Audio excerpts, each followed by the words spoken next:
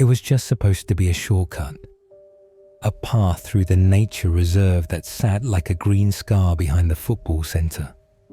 We weren't even from the area, just some teenagers looking for snacks, a place to chill, maybe even kick a few footballs around. But I can still hear her voice, raw and panicked, cutting through the trees. We thought it was a prank, or worse, a trap.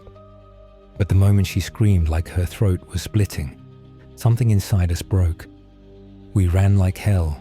Most of us didn't look back. We told ourselves it was just a one-off, a stranger, a lunatic. But I still walk past there sometimes, still feel watched. And when the wind hits just right, I swear I hear her whisper, "I know you're there."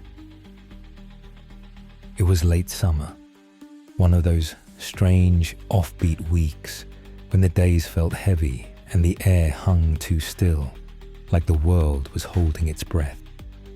Me and 4 of my friends had been out swimming in a cold, half-forgotten quarry surrounded by cracked rocks and old spray paint from kids long gone. We were sun-dazed, hungry, and restless.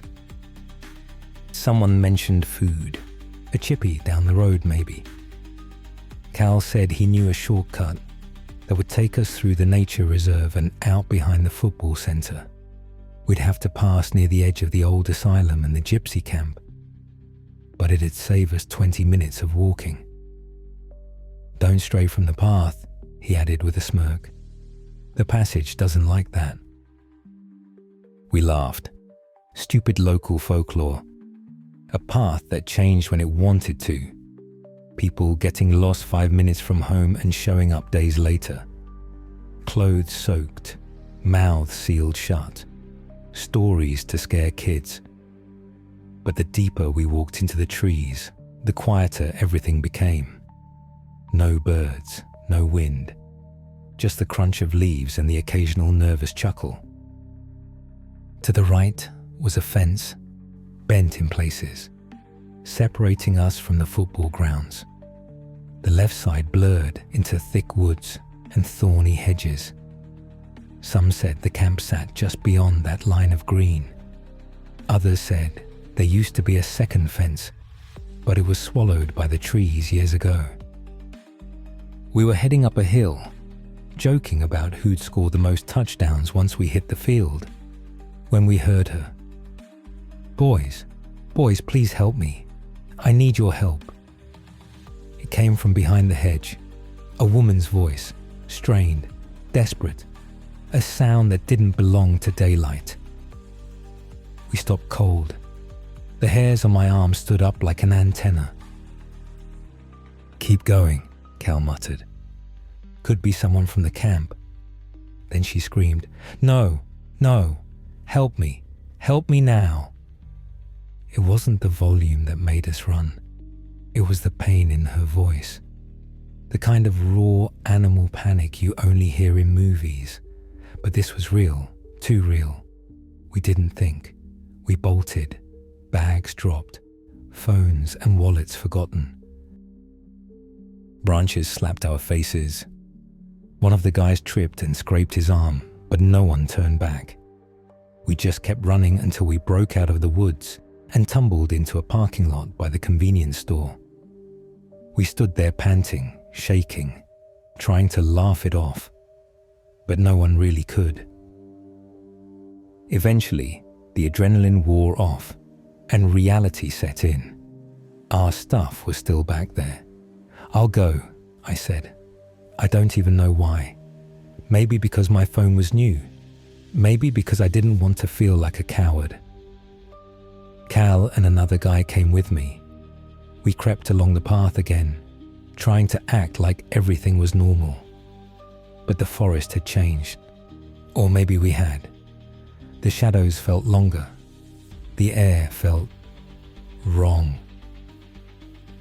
We found our bags at the base of the hill where we'd left them, everything untouched. As I bent to grab mine, I heard it, breathing, right behind me, shallow, wet, almost excited. Then a whisper, I know you're there." I didn't look back. I couldn't. We ran again, the scream echoing behind us, not angry, not sad, just hungry. This time, we didn't stop until we hit pavement. Alarms started going off at the football center as we collapsed near a picnic bench. Whether it was her or something else, I don't know. Maybe she climbed the fence. Maybe she didn't have to. That night, I barely slept, and that was just the start. The dreams began a week later. I'd find myself walking that same path, except everything was dull, muted, like someone turned the color saturation to 0. The trees leaned over like watching giants, their bark twitching like muscle. And always, I'd find the gate. Rusty, twisted, wrapped in vines. It sat between 2 trees like a mouth forced shut. Behind it, the path continued, winding and long. Each time I approached it, I woke up drenched in sweat. One day, I asked a groundskeeper about the area. "You seen the gate?" he asked too casually. I nodded slowly. "Then she's marked you," he said. "Don't follow her voice." That was it. No explanation. He just walked off humming a tune I swear I heard once in the dream. I decided to go back. I know how that sounds. But dreams shouldn't leave bruises. And mine did. Pale, round marks on my arms where the vines touched me. I walked the reserve alone around noon, when the sun was highest. I stayed off the main path, stepping where I wasn't supposed to. It didn't take long to find it. The gate was real, just like the dream, except now, it was open. Beyond it, the forest was darker, somehow older. The ground felt spongy, and the path was lined with symbols, chalky, white spirals, odd crosses, eyes scratched into stone. I walked for what felt like 10 minutes before the air changed. The silence became pressure. That's when I heard her again. "Help me." The voice wasn't panicked this time. It was patient, sweet even. I turned around. The path behind me was gone. Only trees. I ran. Branches clawed at me.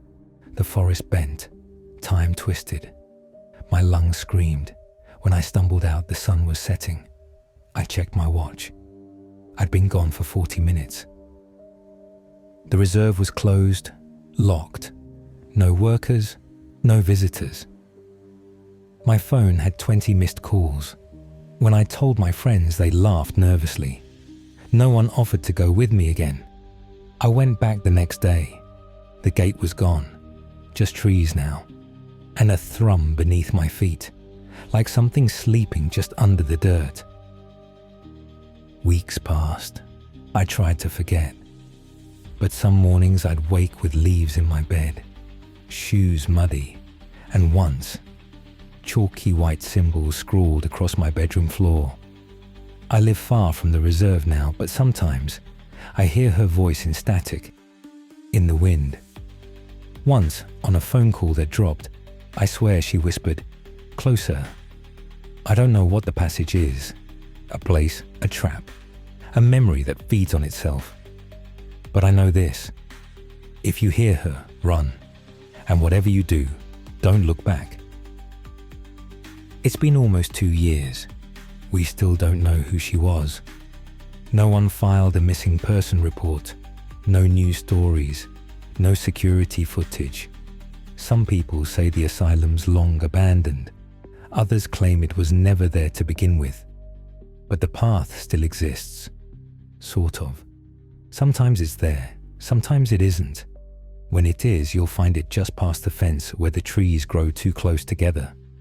It feels wrong, like walking into a dream you were never supposed to remember. And if you do find it, whatever you do, don't answer when she calls your name. And so, the shadows stretch further, and the mystery only deepens. But this is far from the end. It's merely the beginning. What lingers beyond the door? Who is whispering your name?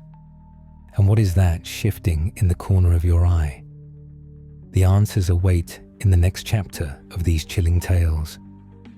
Subscribe to Nightfall Crypt and hit the notification bell, because the crypt's secrets are endless and the darkness never sleeps. Until next time, stay in the light if you can.